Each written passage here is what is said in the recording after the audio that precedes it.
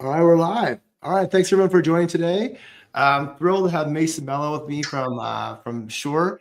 Mello's Mason and I connected at the Happy Summit conference about almost 4 weeks ago now.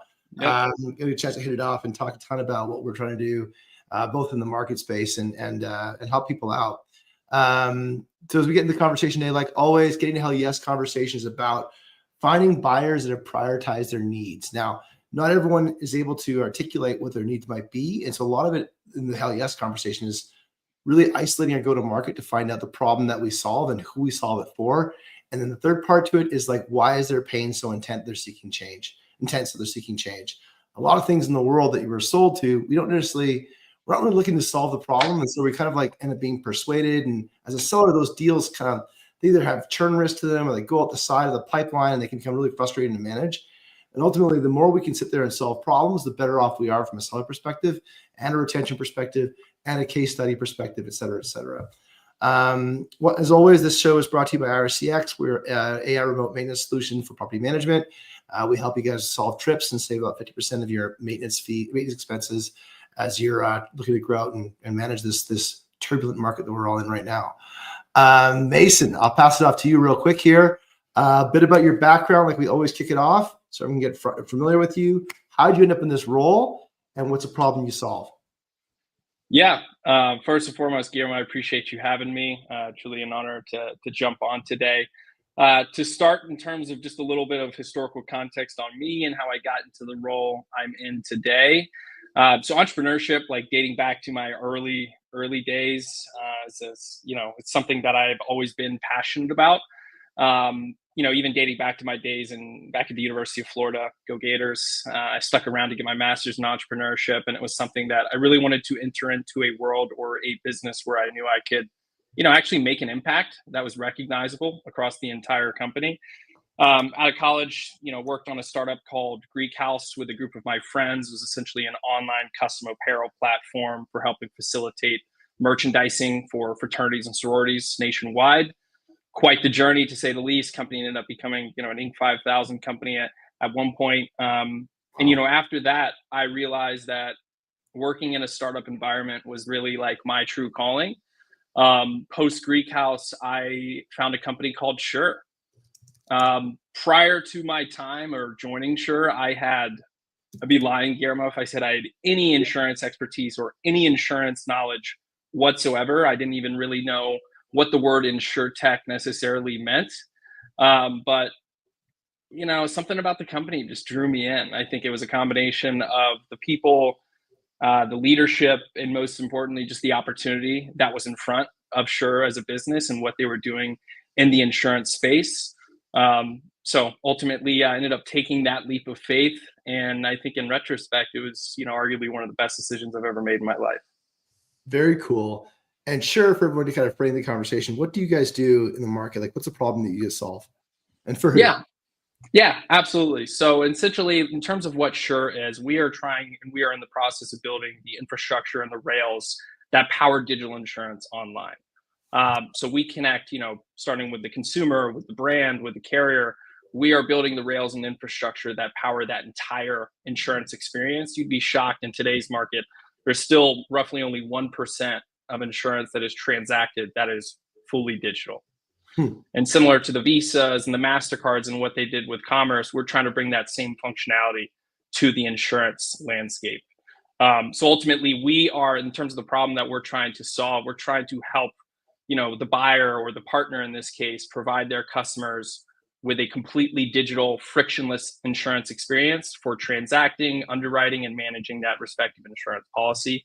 And when you look at insurance relative to the rest of, financial services as a whole, that was, again, one of the main reasons that drew me to joining forces with the team at Sure, because it's such an untapped market in front of us. And, I think a lot of innovation that still needs to be done. And I think that, we're ultimately helping pioneer. What's interesting about insurance is that, it itself is evolving as a solution. Like, for starters, it's so broad. Personal, commercial, massive events. Like, it's such a huge, and even the banking related to it. Like this, if you're having people self-insure and they're doing their own carrier, like that stuff is starting to really change the financial element of it all. Your buyer is, so given that you guys are digitizing insurance, who's the buyer? There's a variety of different Who buyers. pays you guys? Who pays you guys? Yeah, it's a good question, Guillermo. It really depends on like the scope of the program that they're leveraging or looking to leverage with. Sure, we do this for carriers, right? We help carriers bring their products online through a completely digital experience. We do this for brands, right? Hence why we're at the Happy Co Summit together, helping brands introduce a relevant insurance product within an existing digital experience. And then you got to talk about the value it creates for the consumer. But going back to your question, who is the buyer? It's ultimately going to be either the brand partner or the carrier. But I think there's a ton of value that the combination of all of us are creating for the end consumer in providing that insurance product when it's most contextually top of mind. So think about historically you're purchasing or acquiring some form of an insurable interest, right? And historically you'd have to then go call your insurance agent on the corner of Main Street and get an insurance quote, and it was kind of looked at as a rather cumbersome process. And we're trying to flip that distribution model on its head so that insurance products can be transacted upon when it's most top of mind for that respective consumer and when they're actually transacting and acquiring whatever that insurable interest might be. So we're really trying to create a delightful customer experience for purchasing insurance, which 10 plus years ago was completely foreign to most because insurance was kind of looked at as this boring, mundane process. It's still very clumsy. I mean, we're going through it right now. Personally, now, from a startup perspective, like how do you manage to stay focused? Insurance is so wide. Yeah, it's a good question. I think here at Sure, we have a revenue team that's kind of diversified across the two different sides of our business. We have an enterprise offering where we create bespoke insurance programs for enterprise level brands. We have another side of our business, which is what I help lead here, called Connect. And that's where we have off the shelf insurance products for our partners to leverage and tap into, ideally overnight, depending on the integration method they choose. Going back to your question though, Guillermo, I think in terms of how we stay focused, it's all about the team that you have within your revenue organization. We try to look at it from a product perspective. What type of product might this partner or this carrier be looking to introduce? And how can we work as a cohesive unit to bring that product to the consumer when it's most contextually relevant for them. So we really try to keep our focus refined across whether it's an enterprise level opportunity or a connect opportunity, or depending on the product that they're looking to introduce, whether it's something we have off the shelf or not, and et cetera. So what happens if they don't solve this problem? Like the brand or the carrier, they're looking to deploy this for a reason or another, but they've already committed to deploying the insurance program and the insurance initiative. And what if they don't kick off or connect with Sure? What do they have to do otherwise?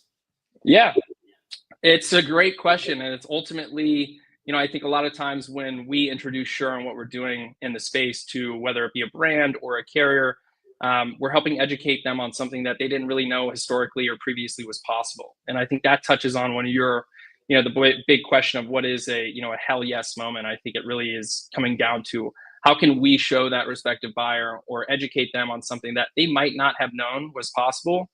Going back to your initial question, a lot of times if I'm a partner or a buyer in this case, and I'm looking to introduce a relevant insurance product to my audience because it creates friction in one way or another. Think about, in today's world, people need to provide proof of auto insurance to get the vehicle delivered.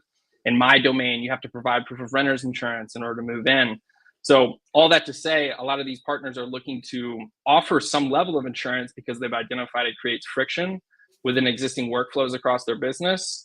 But historically, previous to Sure, that might look like some form of affiliate, referral type of model, not integrated, not embedded in any capacity. And that's where Sure's distribution technology and our readily available APIs help that partner essentially introduce that product to their audience within an existing digital journey. So I think all in all, we're trying to teach these partners and these brands something that they might not have known was possible. And I think ultimately the technology we've created over the past, roughly 10 years has helped us really kind of pioneer this whole notion of embedded insurance. So then why property management? So why are you at Happy Summit? Why are you selling in this space? Like, I mean, you mentioned renters insurance, but like connect the dots for everyone here with respect to the problem that you solve and the opportunity that lies within property management. Yeah, absolutely. And that all really started, Guillermo, in terms of like my early days at Sure. Renter's insurance was one of those products that we had off the shelf that, myself as well as our team, we identified there was a huge opportunity there, right? Because increasingly, or it was becoming increasingly common rather, where property managers and landlords across the board, especially in the US market, were just simply requiring this on behalf of the tenant as they move in, right? And historically, it was one of those situations of like, Guillermo, you're required to have this insurance, figure it out, but you better provide us proof.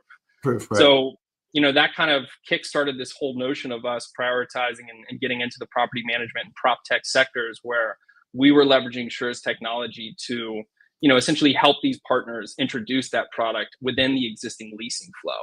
And perhaps to give you more of a recent, relevant example, we just launched our new insurance verification solution, which is called Sure Verify. Mhm. And Sure Verify is essentially built and runs on AI so that we can help our partners not only offer renters insurance, but more importantly, help them track and monitor that these policies remain active throughout the duration of the lease. Right. So you don't get the insurance, get the lease, cancel the insurance. Yeah, and you'd be shocked at how often that happens. It's crazy. These Oh, tenants it are seems always pretty trying to pull easy a to do. fast one. Yeah, it would seem pretty easy to do. So then, do you guys sell under the premise of um, like risk mitigation, or is it cost savings, or like again, given that the buyer is that sounds like that's not the carrier, that's the buyer in that situation. Is that the property manager? That is correct. Yes, in this case, the property management or perhaps a prop tech software type of player who helps Mhm. facilitate a lot of the resident life cycle. In the case of Sure Verify, that would certainly be the buyer. Okay, I got you. So then, trying to touch to navigate or simplify the touch points, the multiple touch points that exist when a event like moving into a new unit occurs. There's going to be a procurement of insurance thing that has to happen, and then the proof of that insurance has to happen. Both of those are kind of messy right now. And so if you're a carrier who's your customer, you're going to be able to sell them an efficiency for being able to make it easy to buy, and then that's a benefit. That's a differentiator in the market. I'm going to buy it from whatever Aflac because I got like the commercials, or I'm going to buy it from Sure or through Sure or on Sure, I guess it would be, to another carrier. And then that proof of that insurance make that also very easy, so that um, the fee manager or the party manager can be comfortable that you have this all the time versus Yeah, activating and then exiting the insurance contract. And so exactly. then the when you're using the word brand carefully, I think, or at least it seems that way. Why do you use that word brand versus carriers? Well, and it differs, right? So like the carrier on the back end who's actually underwriting that policy, that's our carrier partner.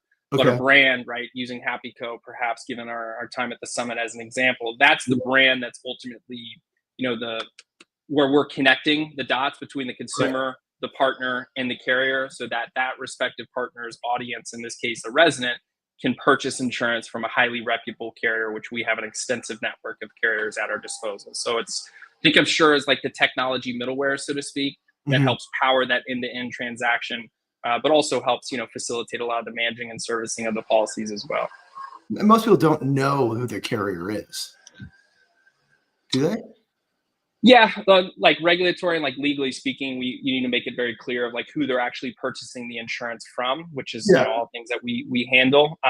But ultimately, yeah, that's one of the main value propositions of Sure is introducing fully white labeled insurance products that allow a brand to add a relevant product to their distribution suite, but also increase customer retention. Right, insurance, as you mentioned at the beginning of the call, Guillermo, it's inevitable, right? Like you need it in so many different capacities, right? And through Sure, we allow our brands to help offer their relevant, customers an insurance product that makes sense through a delightful customer experience. And then, the value to the carriers on the back end is ultimately gaining access to that distribution channel. So there's so many different points of value being created throughout the infrastructure and rails that we've essentially developed to power Mhm. online insurance. So it's pretty across the board. But going back to, just to touch on your initial question of like, what's the value to the buyer, in this Mhm. case, property manager or prop tech, risk mitigation is certainly one of them, right? A Mhm. lot of times in this respective realm, these property managers aren't really aware of the fact that a tenant may have canceled that policy up until the point where a loss occurs, right? Sure. And then that's where it really gets emphasized, or perhaps like, magnetized, and it ultimately can become a huge financial burden for their business, depending on the volume and scale of how many units they have. But Right. it's also a huge operational improvement, because some property managers, quite literally, you'd be shocked, Guillermo, still have dedicated human beings in their leasing office going through snail mail and emails trying to validate and verify which of my tenants have an active insurance policy. And Sure Verify is essentially built to help automate that entire process from start to finish and reduce that operational burden that prop tech or property manager might be currently facing. So when the, let's kind of like talk calamities here. Like when the renter's insurance is not active, and I imagine it can happen a whole different. You could change your banking information, and all of a sudden your renter's insurance is not available any Like longer. a lapse payment or something. Yep. Yeah, or just maybe you just change your banking account, and who knows, right? You're just not used to changing those details. Yeah. Um, and if something goes wrong and that renter doesn't have insurance coverage, what happens? Who carries the peril? Who carries the damage? Who pays So for it? Sure Verify is ultimately, in the event those instances occur, without giving too much of the secret sauce up, essentially we handle all of those tenant communications to ensure that that tenant reobtains an active policy. So Mhm. that's the whole premise of Sure Verify, is creating that 0% coverage gap across their existing portfolio through a completely automated fashion. And we really try to push a comprehensive renter's insurance policy at the end of the day to the tenant. There's some instances where you know providers, or I guess I should say property managers out there, will look to add the tenant onto just like a liability only policy, what's called master liability, Mhm. which ultimately helps solve or satisfy their respective personal liability requirement in the lease. But it's very bare bones coverage for the renter, sometimes 5K, maybe up to Mhm. 10K. And we want to make sure that there's value being added on both sides of the equation, both for the renter to protect their personal belongings, but also the property manager and the landlords themselves. If we've seen over the past year or so, some of these, various natural disasters with the hurricanes, wildfires, and such, Mhm. where we want to make sure that both sides of that equation are properly protected through, ultimately a fully automated solution that can help mitigate any sort of, risk, so to speak, from the property manager's perspective. I mean, with the tub that's left overfilling, whose fault is that? What is Say that again. the bathtub that's overfilled and created water damage? Whose fault is that? Like, where does that land? It could depend. There's so many different like what if scenarios with insurance, whether the tenant was liable or not, right? Or Mhm. whether that was negligence on their behalf. There's a ton of different what if scenarios. At the end of the day, the main reason why these property managers are requiring renters insurance in the first place is just to help protect themselves from any liability that is caused on the tenant's perspective or the tenant's behalf, Yeah. right? Let's say there's a guest who comes onto the property gets injured, and then that leads into some form of like a medical lawsuit of sorts, and that respective renter cannot pay out of pocket to cover that respective Mhm. fee, so to speak. It's important for renters to have proper renters insurance coverage so that they can tap into their personal liability, ultimately, because if not, and they don't have an active policy, that landlord in this case might have to file a claim on his or her own landlord policy. And just like with any insurance policy, the more claims you file, the more your premiums go up. And now the property owner or manager is essentially paying out of pocket for something that was caused by the tenant themselves. So it can get a little messy, but it really depends on the respective use case. So it's clear on the problem that you solve, but I'm curious to dig in a little bit on the time on the like when they buy, right? And so like actually first question is like, so someone's looking for, like, they've acknowledged they, again, let's maybe just talk about the carrier and the brand first, so we're not getting confused in terms of like when or why people are buying. So I'm the carrier or brand. I've acknowledged I need to do something. What am I typing into Google? Like, what problem am I seeking to solve, and how am I articulating it as that brand or carrier?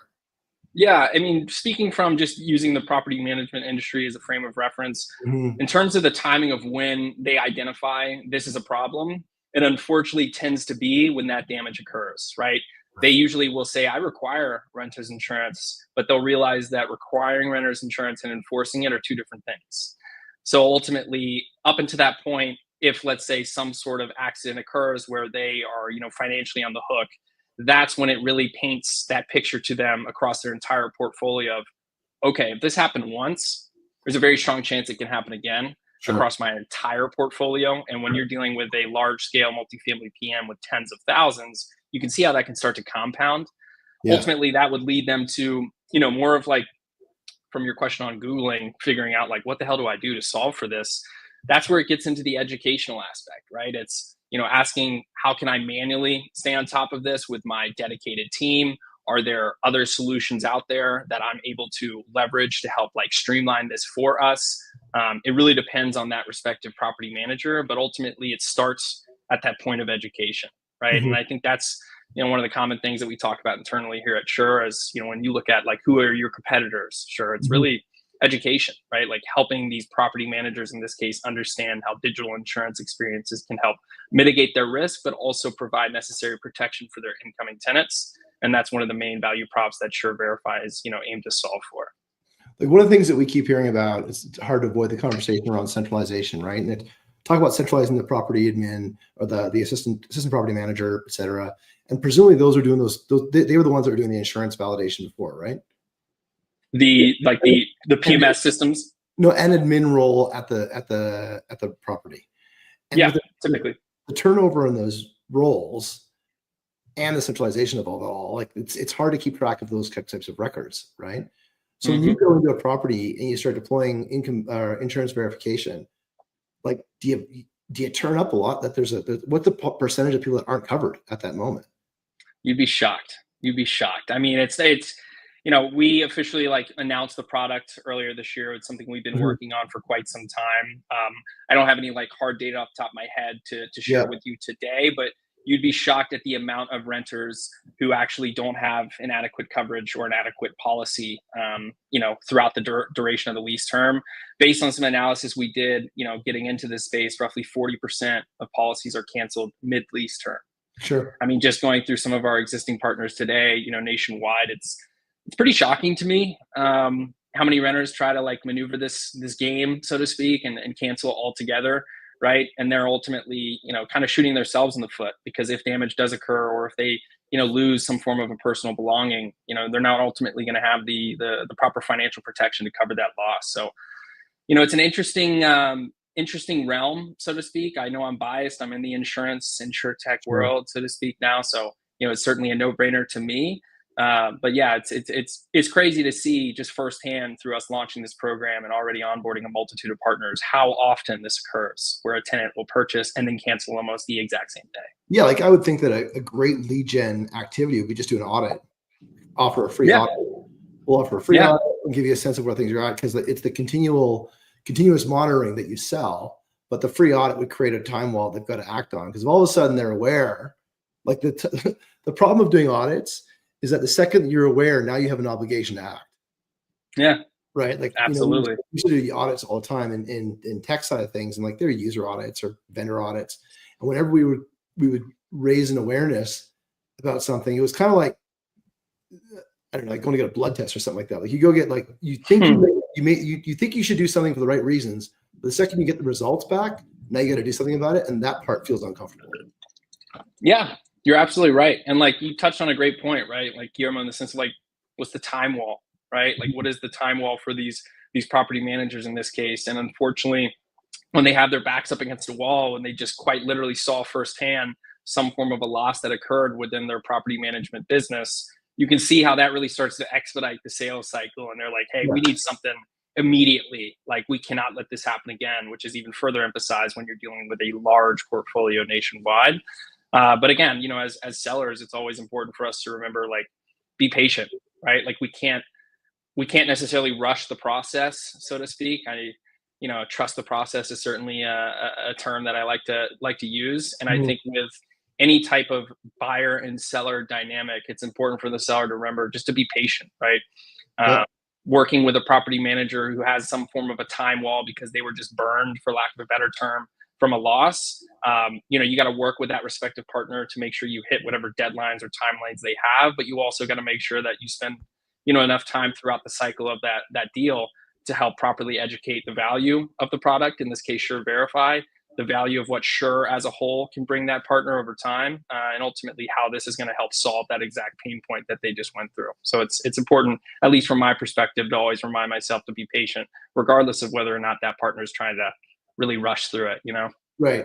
And they often, like, presumably when there is an error, the error occurs at the property level, but that your buyer is not the prop. Is that what level is your buyer at? In the case of Sure Verify, the buyer themselves, that's going to be the property manager, The or property if it's a level. yeah, if it's a software solution of sorts who wants to, offer some form of an insurance verification Mhm. solution within their ecosystem, it would be them.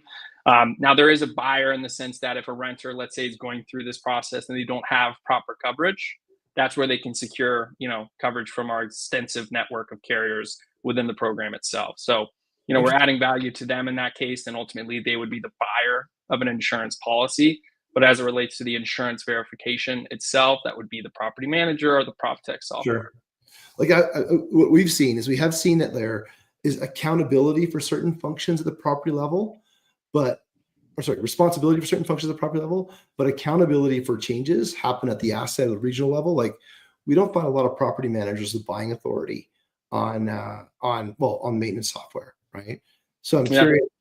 It's beneficial for you that you're able to have that many more buyers, because then you can introduce that. You can get a lot more no's, so to speak, by going at that property manager level, just because there's so many more of them than at the regional or asset level. Yeah, and it really depends, right? Depending on the size of that respective property manager or their respective portfolio. As you mentioned, there could be, in terms of the economic buyer, so to speak, that could Mhm. be, well above that respective individual property manager level. So Yeah, it really depends on the size and scale of the partner that we're sure. looking to sell into. Certainly, it can get a little bit more complex when you're dealing with these much larger organizations that have Yeah. assets and properties nationwide. But it really depends on like that initial scope and conversation. So when you go are out there selling, are you selling to the? Well, I guess you're talking to I apologize to the audience, the diverging conversation because of the two buyer groups. Like, let's talk about the property manager and the insure verify solution. So for that one there, the is the buyer typically an owner or a third party fee manager, or who's going to be the one that's seeking for change? So it's, in terms of who's like seeking the change, typically that is coming, the genesis of that change is being requested upon like that office or leasing staff who's Mhm. recognizing that this is too much of a burden to Mhm. manually track.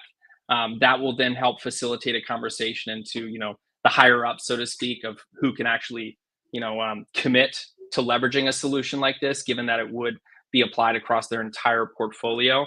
But usually the request for change, so to speak, typically occurs where the pain is being experienced, Yeah. right? So, you know, depending on the size and scale of that PM, they might not necessarily be privy, like the actual owner or the president or something of the sort. They might not necessarily know the operational burden that insurance Mhm. verification has caused their, in the trenches leasing offices.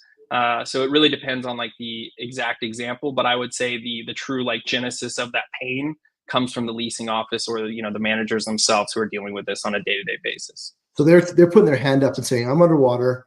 And imagine lease up is a really good opportunity for you versus just conventional, just kind of like maintain, right? Absolutely. They're putting their hand up and they're saying, "I'm underwater. I can't actually figure. I can't get this. I can't process these leases or et cetera. It's too much work." They're probably putting their hand up and saying, "Do you want me leasing or do you want me filling out paperwork?" Yeah. And And yeah. that's an easy answer. Yeah, and you hit the nail on the head, Guillermo, because at the end of the day, we're trying to take this on, on their behalf, so to speak, so that they can focus on really what matters, growing their business, right?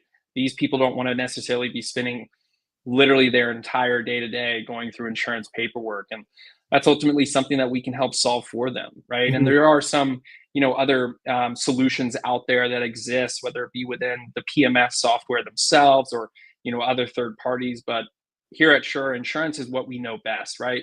And also technology as well that helps power, the end-to-end distribution experience and, even, policy administration, the whole nine yards. So when we take our expertise within insurance and marry that with our profound technology, that's kind of what helps birth something like Sure Verify, where we can ultimately add a tremendous amount of value, not just with renters insurance, but over time, other products as well. Insurance Mhm. verification applies outside of just renters insurance. That's obviously my core focus, right Yeah, now. But I think, insurance verification as a whole is a very interesting and lucrative, market. And I think ultimately one that we hope to, enter into. for sure. That makes good sense. We got a question on this is does Sure offer guarantor insurance? Landlord, Oh, yeah, okay, nice. Hello, Michael. Nice to meet you. So it's not a product that we have off the shelf today. Now, Sure, as a whole, we are agnostic, right? So there's really no product and no carrier that we can't help facilitate. Be more than happy to connect with you, offline after the fact to discuss what your needs are for a program around the guarantor insurance product, and ultimately discuss how we could potentially help facilitate that for you. But Sure, as a whole, we are agnostic. So yeah, there's you're really the nothing. rails. You're the rails. We are the rails, essentially. We are the rails and infrastructure that powers the digital insurance experience. We're doing this for renters insurance, auto insurance, homeowners insurance, rental car insurance. I don't want to bore you guys too much and keep listing down the line here, but at the end of the day, typical sales guy approach, nothing's off the table. So if we Right. have a partner, in this case, Michael, who's looking to offer a product like a guarantor insurance, be more than happy to have a conversation as to how we could help support that. Very cool. Okay. So I think the again, getting back to the problem is that digitization of the insurance experience and making that much more easier. So it doesn't really matter what kind of products are flowing through. You're making sure that it's seamless and then ultimately able to prove out the verification for the property management side of things.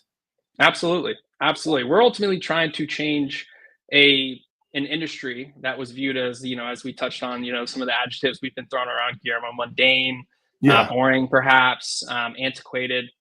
We're really trying to revolutionize insurance from start to finish. So I mentioned earlier, similar to what Visa, MasterCard did for commerce, we're trying to do that exact same functionality, but across insurance as a whole, globally. So it's a really exciting time to be in the insure tech space.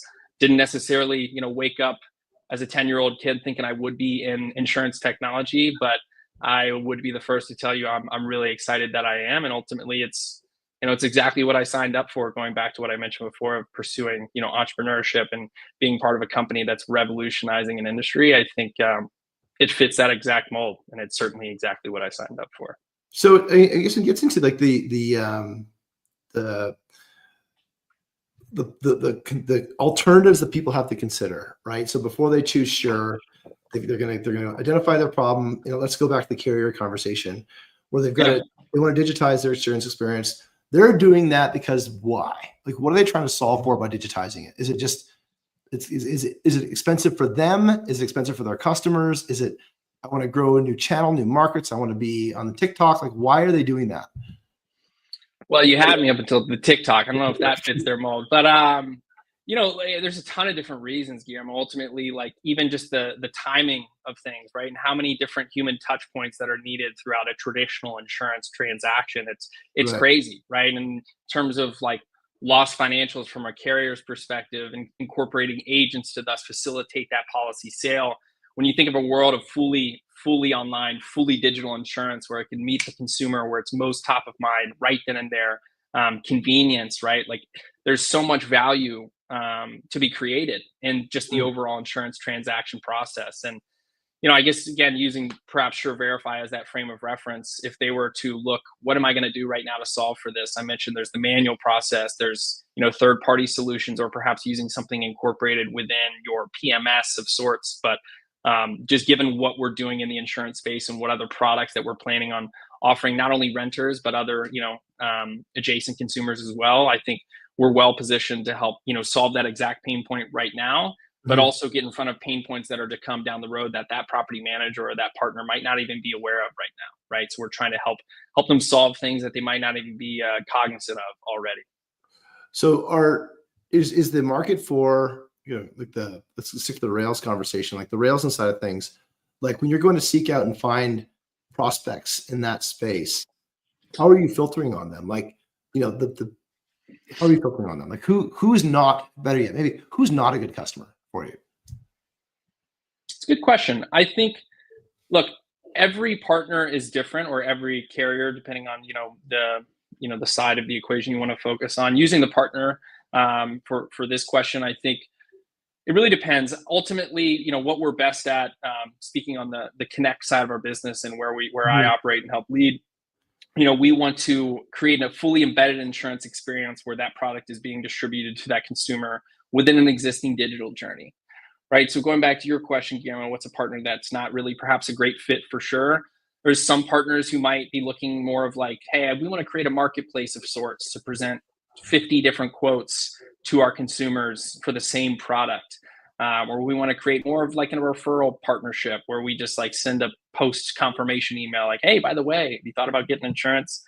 That's not really, our bread and butter. That's not to say that's not a good strategy, but it's just a little bit of a different approach than what we have here at Sure. We want to meet that consumer when that product's most top of mind through a Mhm. carrier that we've identified is best at that respective product. When you create a situation, again, using renters as a frame of reference here, where you present them 20 different quotes for the same product that are all 10 cents different, especially if that's a first time insurance purchaser, you're almost creating a choice paralysis dynamic altogether where they're So, like, I don't know where to go. I don't know who's the best at this, right? So, ultimately, in most cases, we like to think we've done the homework for the consumer, so to speak, choosing a highly reputable, very affordable carrier for that respective coverage option. And I think it also helps drive increased engagement and conversion because there's that one sole underwriter, fully white labeled insurance product living within an existing digital experience versus some form of like a link out experience where you're sending that consumer to a page that has 20 or 30 different quotes. It's just not the best customer experience from our perspective. are you seeing a rebate model for insurance resellers? So the example being, I'm a fee manager, and I've got a property, and I'm bringing in, I'm leasing up, and if everyone chooses to buy from insurance company number A, or letter A, then there's a rebate model that goes back to the property manager or the owner. Is that emerging? It seems like that would be it smells like that could be possible. It's certainly possible. We've had so many different conversations across, the prop tech and property management industry at this point that it's certainly possible, depending on like how Mhm. that respective provider they're using um, really scopes that program out.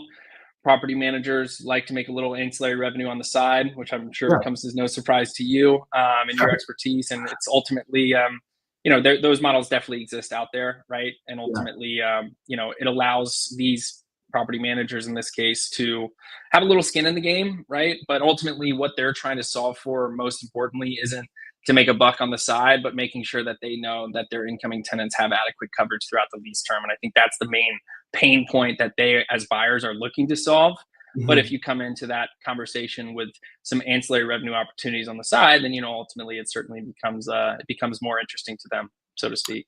Yeah, well, I mean, just look at the Wi-Fi conversations, look at all the different sort of like ancillary revenue opportunities that are out there. With the share of wallet conversation is becoming more and more relevant when we're Yeah, talking how much a renter or a resident is putting out, right? Whether it be managed Wi-Fi, managed utilities, like just like everything seems to be an opportunity to be able to consolidate and earn additional revenue. And I just can't see why insurance would be any different, given that you've got 300 units and 300 people need to have insurance, and they're paying a dollar amount every single month. It would make sense to facilitate that conversation. And I know there's probably some laws against what they can and can't do that yeah, I'm right. completely aware of. But I'm sure there's also a way to make it a little easier to buy. Yeah, absolutely. And you're absolutely right. There's certainly insurance is one of the most regulated industries at the state Yeah. level in the U.S. Right. So there's certainly things you can and cannot do.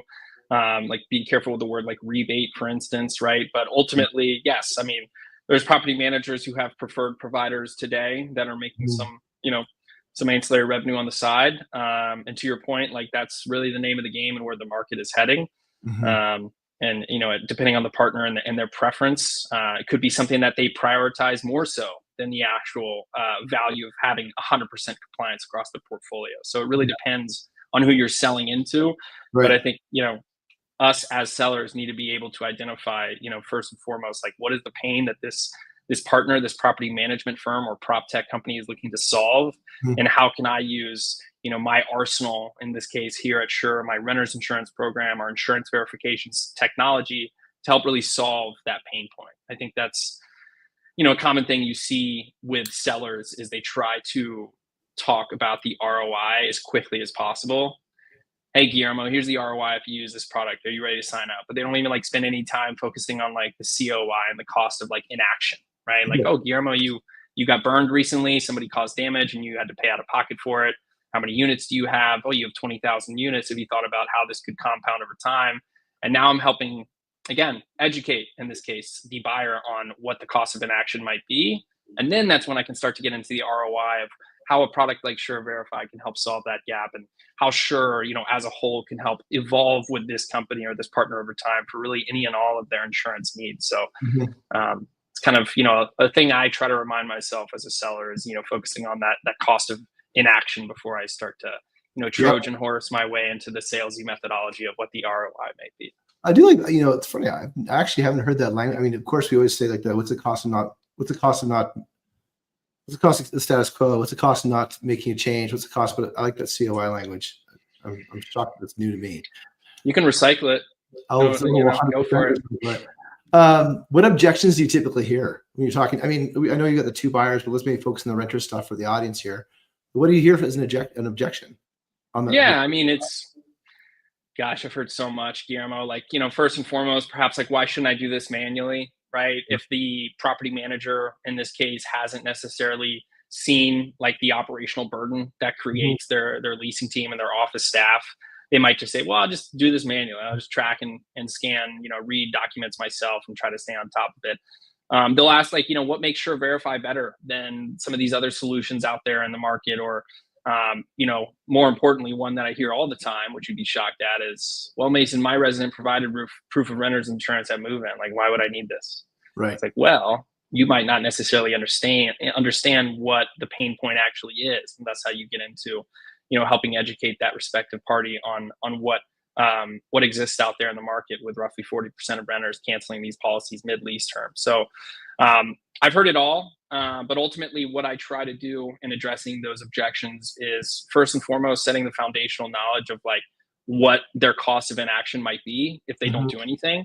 And then after I start to essentially know at that point in the sales cycle that this respective partner, or they're slowly getting to perhaps that hell yes moment of like, this is something I really need. That's when I start to flip the script and talk more of the ROI of how Sure Verify can ultimately help solve that pain point now, but over time, how we can continue to evolve with that respective party.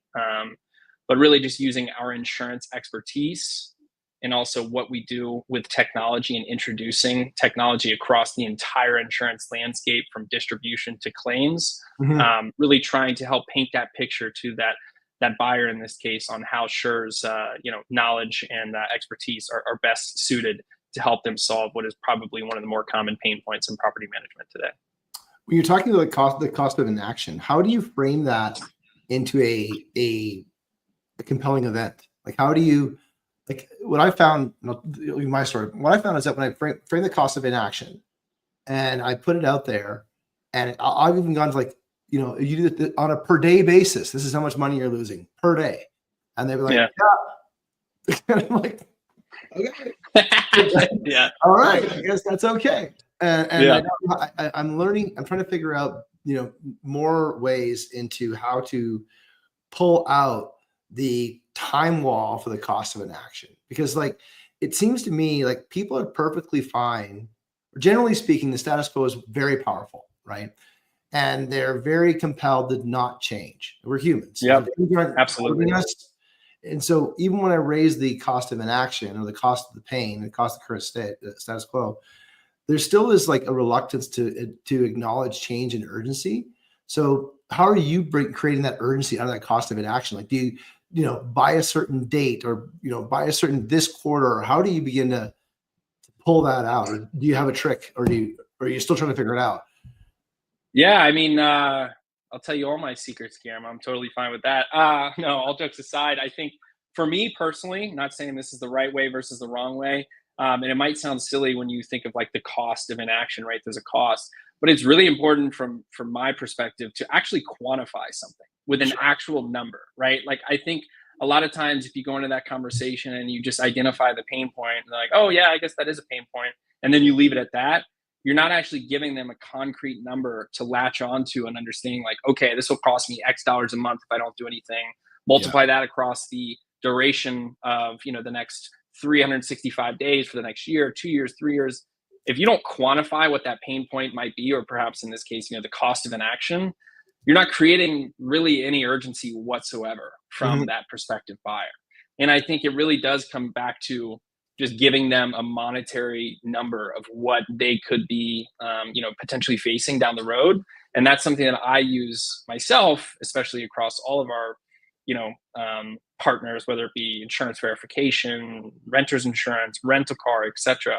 Is you really want to help create some urgency with that buyer. If there's no urgency, then what are we doing? Like, what are we spending our time talking about, right? Because we, at the end of the day, want to help add a lot of value for our partners, but help them solve a problem that's directly in front of them. If they're still in that exploratory discovery phase, we're happy to chat with them, and we're happy to educate them on how embedded insurance can help, increase customer retention, positively impact their customer experience. But at the end of the day, they need to reach that point where they definitively say, I need to solve this problem by X, or else it's going to cost me Y. And if they don't do that, I don't want to say you're wasting your time, but you're not really creating or driving enough urgency from those buyers, and you're ultimately not being as efficient of a salesperson as you quite probably could. And when do you drip that into them? Like, so they've got, like, let's say different stages of the buyer's journey. Do you put that up front in the awareness side of things, or do you wait until they're kind of like into the evaluation and consideration stage? I typically try to quantify that cost of inaction before I talk about anything related to what our product is or how it can solve for it. Now, again, everybody's got a different approach to it, but before I start talking on the ROI of what our products can, bring that respective partner, I really want to spend at least, the first 5, 10, 15, however long it takes minutes of the call in quantifying exactly what their pain point is, and helping them know by the end of that first initial meeting, if I don't solve this soon, it's going to cost me in the long run. And then that's the urgency I need that can help hopefully, carry some momentum as conversations progress throughout the rest of the deal cycle. So I try to get up front with that as quickly as possible. And then it also check swings with them if they actually have budget authority to make the change.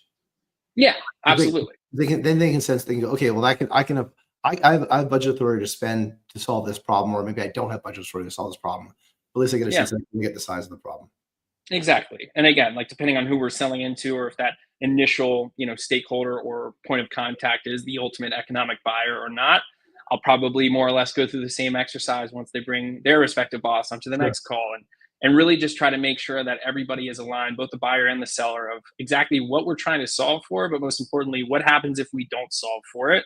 Because I think that's what ultimately helps create that sense of urgency, and helps expedite things at a proper pace. Again, I mentioned before, you got to be patient throughout the sales cycle, but if you don't create some level of urgency for that buyer, it's just it turns more into a conversation and not really a deal, and that's what I think can certainly delay things. And do you say that cost of inaction dollar number for your follow up, or is it your in real time in the first call? I do it in real time. I do both. Yeah. To be honest with you, giving my secret sauce away here, but I do both. I think it's important to really make sure you look this person in the eyes, or in this case, in the digital world we're in today, over the Zoom. But yeah, I think it's important to be able to look them in the eyes and really help educate them on exactly what that cost of inaction is, and then make sure you do the best of your ability to further emphasize that same cost throughout the deal cycle, so that it's not forgotten.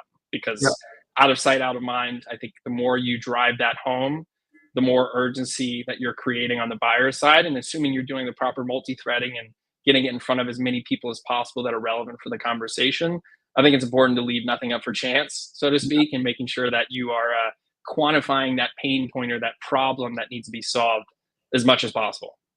Yeah, I try to put it forward as a draft. I want to get some engagement on the numbers, because if I'm coming in with my numbers, then it feels like I'm talking. And so I'll come in and say, hey, here's a, based on the data that you gave us, here's a bottom up cost number. Does this look and feel right? And because they don't often have that number, very rarely, especially in the maintenance side of things, they have that number at the tip of their fingertips. In property management, maintenance, there's very little data, generally speaking. And most people don't know how many of this, they don't know how many of that, and they don't know how much it costs. They kind of have their 1 to 100 number, and they know the average salary of a person. They kind of go like this. And so the absence of understanding of the inputs makes that real-time conversation harder. So I'll often kind of collect the data that forms the inputs of that cost of inaction, and then present that back in an email with an offer for the next call to go through it and see if this looks and sounds right. Yeah. We want them to go validate that number, to your point, with as many people as possible internally. And so even hey, Mason, is this number for real? Because it seems real and it looks real, but I don't like this. I don't like what's on the right side of the equal sign. Yeah. Right. We don't know what's on the equal sign on it very often, right? Yeah. Say, that's the number. They go, geez, that's a ton of money. Exactly. And then again, like to your point, using that as an example, now you've created that urgency on the buyer's perspective. And I totally agree with that approach, Guillermo. It's always important to offer the option of hey, let's walk through this together. Let me help you understand how I landed on this respective numerical value so that they, make sure that you're both speaking the same language. I think that's something that's extremely important in any sales process, is speaking the same language as your buyer. Mm-hmm. It's one of the main reasons where, again, going back to the early days of in my time here, I spent a lot of time immersing myself in the property management world and understanding what their pain points are so that I can ultimately speak competently on really any and all of their pain points. And I think using that example that you just laid out, it's always important to make sure you meet with that prospective buyer to talk through your analysis together, capture any feedback that they might give, or you perhaps might have overlooked a certain function of their business or undercut or overcut something. Because at the end of the day, as good as sellers, we could be, they're going to know their business better than we do. So it's important to make sure you leave that open room of collaboration to make sure they understand this is what we see on our side based on other similar types of partners. This is what we think, if in terms of quantifying this pain point for you guys, this would lead to. But it's always important to make sure you're collaborating with that respective, partner in this case to ensure that it actually fits their respective business mold. Well, and it's a good, healthy next offer, right? Yeah. They had the first call. They've talked about now they're aware about the problem. You go back and reply to them and say, hey, this is what the math looks like. Now, and I don't know your business. I don't know your business intimately as well as you do. So do you mind if we can connect, for 20 minutes, and just walk through the math and make sure the math is what you're seeing on your side as well. Right. So it's that opportunity to collaborate around the pain in a way that they may not have been aware of it previously. Yeah, exactly right. And you bring up a great point. It gives you another opportunity for another touch point with the buyer, right? Maybe it's because I'm trapped in my house for too long in these remote days that we live in. No, all jokes aside, I enjoy the remote work. But ultimately, any chance you can get to re-engage with that buyer over a call or perhaps an in-person meeting, that just carries so much more weight than a simple email or just a simple message of sorts. And any chance I can get or opportunity I can, capitalize upon to get on the phone or get on a Zoom or meet the person in face-to-face, I'll take that all day. Yeah. But it's got to be with intention. I find hey, can we just do a check-in? Those calls are kind of they're waste time for everybody. Versus hey, I need to validate this. And so you're kind of guiding them along or bringing them along I don't want to say guiding along your process because that implies that we're forcing the buyer down a journey, but you're actually trying to bring them along a journey, especially if they're not used to buying software or solutions. Yeah, 100%. I mean, you bring up a great point. I talk internally a lot about we're not just here to follow up. It's not, hey, I just want to touch base with you next week. Let me get 30 minutes of your precious time. I don't really have an agenda. I just want to check in to see, just get a pulse check on, are you alive? Is your business still operating? And is this partnership still on the table? If you're not taking it upon yourself as a seller to consistently add value with every single message and every single follow-up, every single meeting that you have with that prospective buyer, you're not really being efficient with your time. I try to remind myself to be tactical with every single follow-up and every single nudge that I send, because you really want to be able to say after you send that email or message or whatever that is, did I add value and did I help educate this person on why my solution is the best? If you can't confidently answer both those questions with a resounding yes, maybe you shouldn't have sent the message to begin with. Right. It's just one more inbox. Yeah, exactly. And if there's one thing that we don't want any more of is another email in our inboxes. I can't imagine your inbox. But yeah, mine's certainly getting to the point where I'm no more. Yeah, I don't even read it. I'm bad. I literally check my email once a day. Yeah, it's too much. It's just too much. This has been great. So people that are coming into the business or people that are looking to you for help, they're always looking for advice, right? And so, there's tons of different offers we get from this program. And I just would love to hear from you. Like, what's one piece of advice that you give people who are they're stuck and they're trying to find those hell yes moments? What do you tell them to do? What's your advice? Yeah, it's a good question, Guillermo. And ultimately, like I touched on it a little bit, but my biggest piece of advice for any prospective seller or someone who's looking for, the hell yes moment from their prospective buyers is, not to be redundant, but first and foremost, just being patient, right? I think we as sellers, again, can just try to rush the process so much with how we try to get that initial prospect to closed one in our CRM and say, oh, we closed a deal. Hooray, we did it. But if you're not being patient and actually quantifying what the pain point might be or setting expectations on timelines of when you're hoping to solve whatever that respective problem is from the buyer's perspective, you need to create that mutual sense of alignment throughout the deal cycle, or else the partnership and the deal and everything is all for nothing, right? If you try to rush through those processes, you're ultimately going to see that your inputs aren't leading to the output that you necessarily wanted to. And I'm pointing the finger at myself here. Like, that's something I want to move fast, right? I work at a startup. We want to be as quick as possible. But I always try to remind myself, like, be patient. Don't rush. Ask questions, right? Like, do the proper discovery. Behind my larger size head here, you can see this little groovy, this little Miami of sorts. What this little verbiage says is good things take time.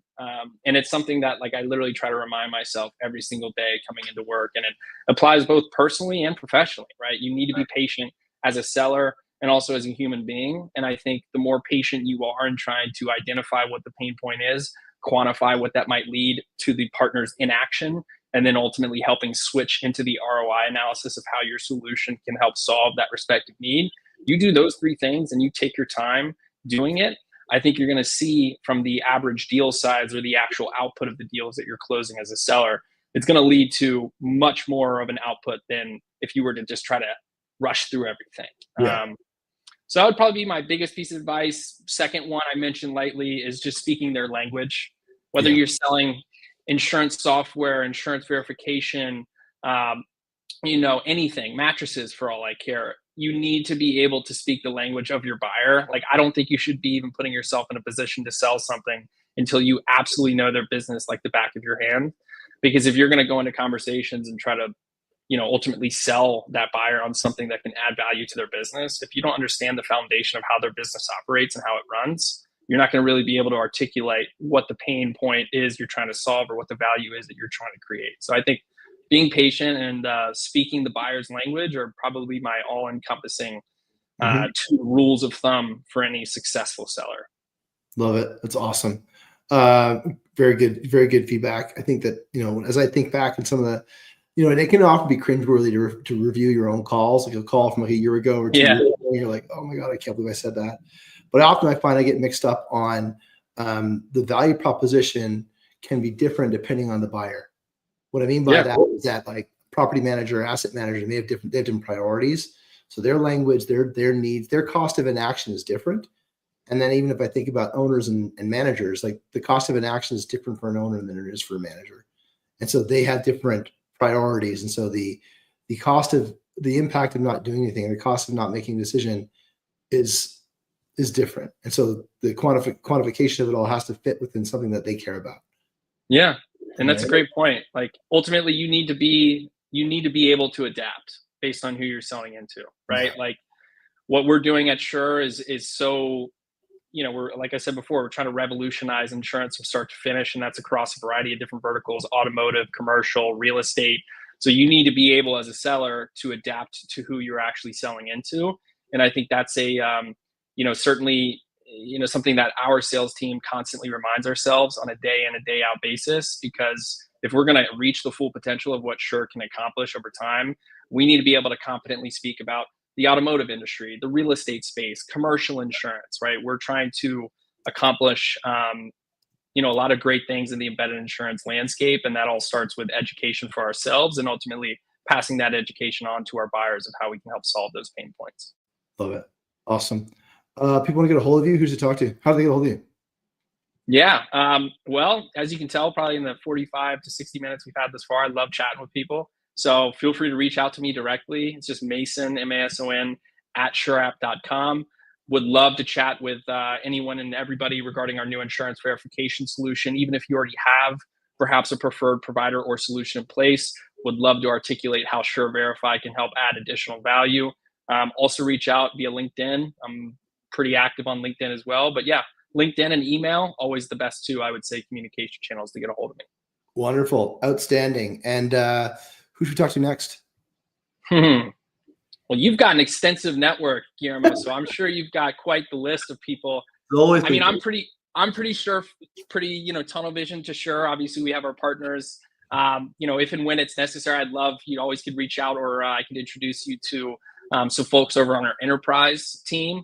And those are some of the individuals who are responsible for, what we're doing on like the platform side of our business, what we call our enterprise offering, fully bespoke insurance programs. Would love to introduce you to people on that side of our business if it were of interest.